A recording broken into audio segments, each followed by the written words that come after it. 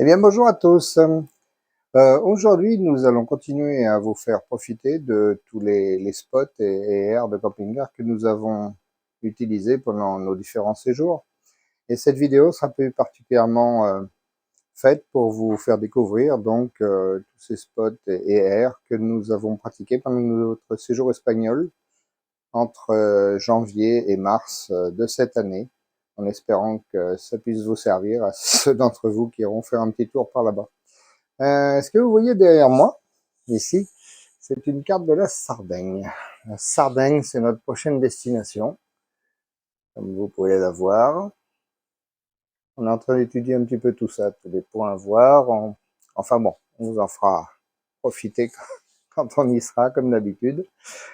Et puis, ben voilà, donc c'est parti pour les aires et les spots espagnols.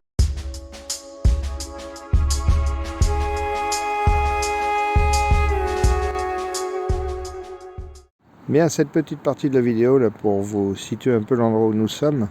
Alors là, nous sommes sur un parking, donc à Crexel, qui est à 150 mètres de la mer. Mais il y a un petit problème quand même, léger. Vous voyez, c'est que la mer, elle est là-bas derrière les palmiers. Mais entre les deux, il y a une voie ferrée. Et de temps en temps, ben, il y a des trains qui passent, comme toutes les voies ferrées. Bon, il n'y a pas que nous qui sommes embêtés avec ça.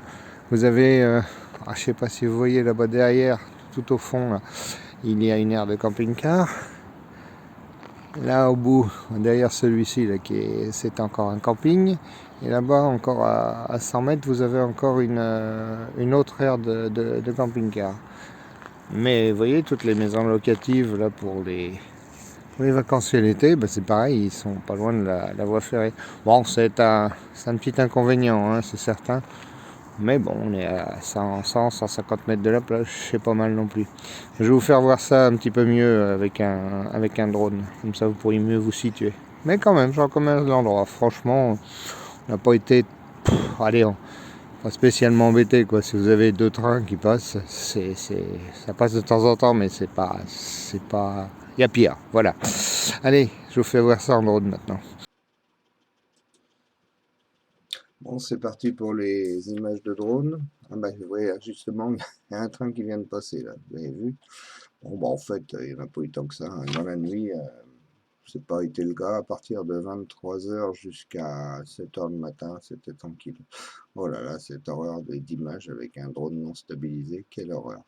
Je vous en promets un bien meilleur pour bientôt, vous allez voir. Je vous ferai des images de bien meilleure qualité avec. Voilà, vous voyez, la mer était juste là derrière. Il y a un petit passage piéton là, juste sur la gauche. Et comme je le disais, là-bas, voilà l'air, la vraie air du coin. Alors, comme je le disais tout à l'heure au restaurant, nous sommes dans le delta de l'Herbe. Donc, ça va être un fleuve. Et c'est un peu comme notre Camargue à nous ici. Il y a des zones humides avec des tas d'oiseaux, avec des tas de choses. Et franchement, là, c'est vraiment sympa. On est sur une aire privée. Écoutez, on paye 9 €, bon, sans électricité, mais avec tous les services après, franchement, rien à redire.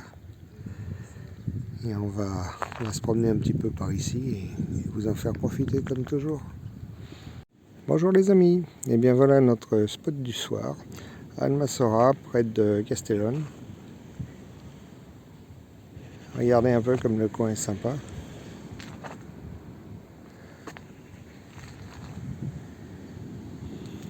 Et comme vous pouvez le voir, il y a la mer à, allez, 50, 60 mètres peut-être. Bon, allez, 100 mètres on va dire. Mais c'est vraiment un grand maximum. Alors, il n'y a pas un chat ici. Toutes les maisons sont fermées, toutes les résidences sont fermées. Tranquillité absolue. Vous voyez le nom du bled, c'est ça. C'est Almarosa. Non, Almassora, oh là là. Nous sommes donc à Almassora. Eh ben écoutez, c'est franchement magnifique. Il y a un petit parc pour les enfants, il y a un parking juste derrière, là où nous sommes. Et en cette saison, il n'y a pas un chat, il y a nous. Et puis c'est tout. Et une plage magnifique qui s'appelle la Playa de la Torre. Et ben on y arrive là, vous allez voir. Alors vous avez des palmiers, un temps sublime, une grande plage, super belle.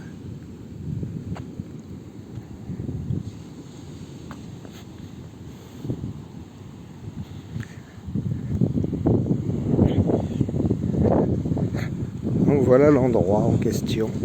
Ah, ça va être sympa l'été, hein, il va y avoir du monde là. Mais ici, aujourd'hui, il n'y a pas les chats, il y a nous. On va essayer de rester un jour ou deux, on va voir, avant de reprendre la route.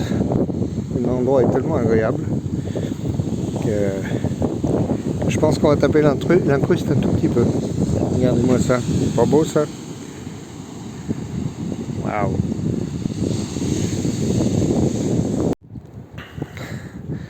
Bonjour à tous.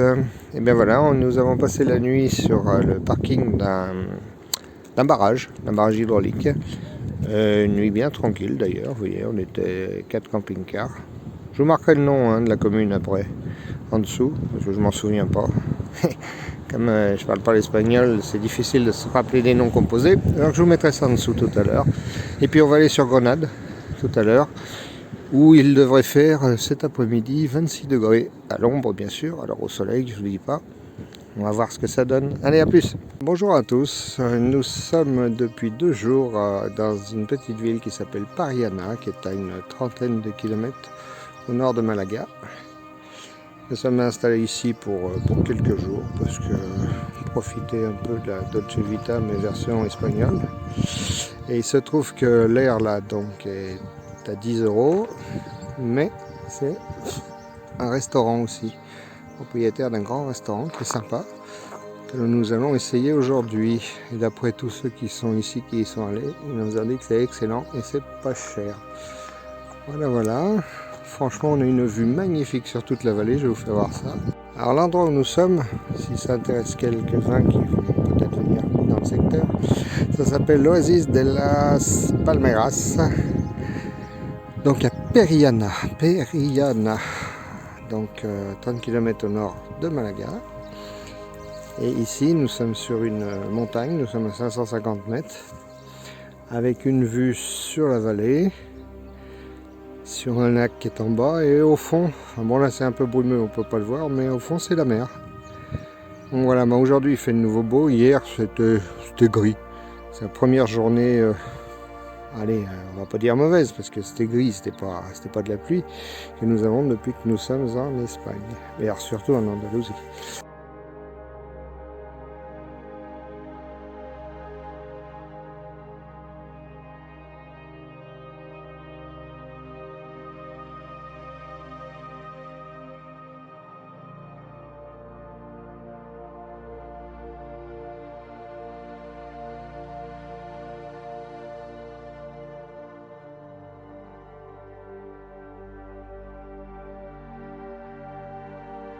Eh bien hier soir nous avons trouvé un spot sur un parking au bord de la plage à Torreguadiado. Torreguadiado, c'est à 20-25 km de Gibraltar environ. Puis ce matin, on a un lever de soleil magnifique sur la mer. Comme vous pouvez le constater, c'est super. Bon, une petite nuit tranquille. Nous étions quelques camping-cars. 5-6 à peu près. Voilà. Bon, aujourd'hui on va continuer sur Gibraltar et puis on va voir si on peut aller visiter ce rocher.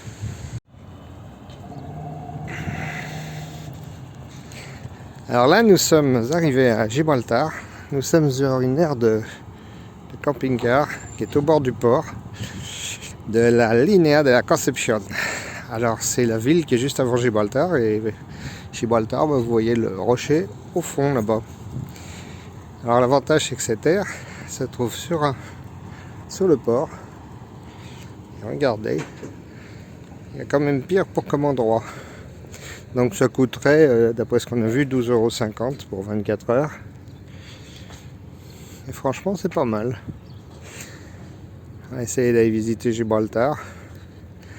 Normalement Martine ne pourra pas y aller à cause de son manque de passeport. Enfin, on va aller voir ça quand même, hein. On ne sait jamais, des fois qu'il y a des possibilités. On va se renseigner. Alors à Barbat, pour ceux que ça intéresse, il y a une possibilité de se garer gratuitement à la sortie de la ville.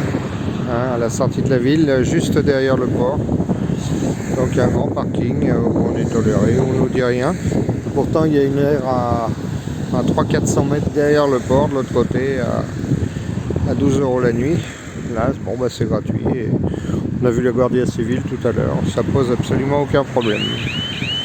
Ben là, nous sommes arrivés juste avant Cadix.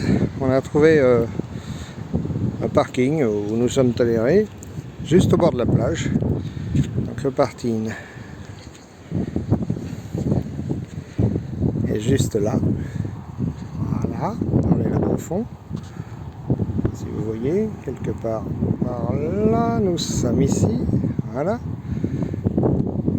Et la plage, elle est sublime, sublime, sublime.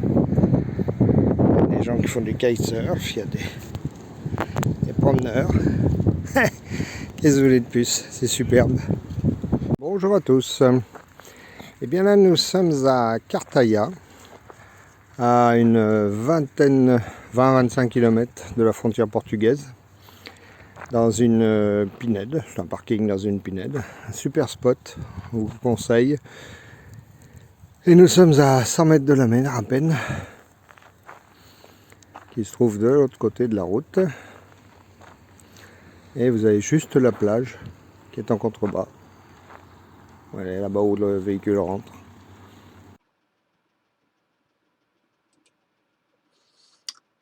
Alors vous allez voir avec le drone, vous verrez ça un petit peu mieux.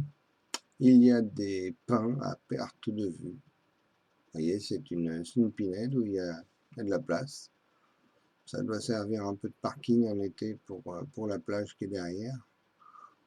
Regardez-moi ça. Des pins et encore des pins. C'est superbe.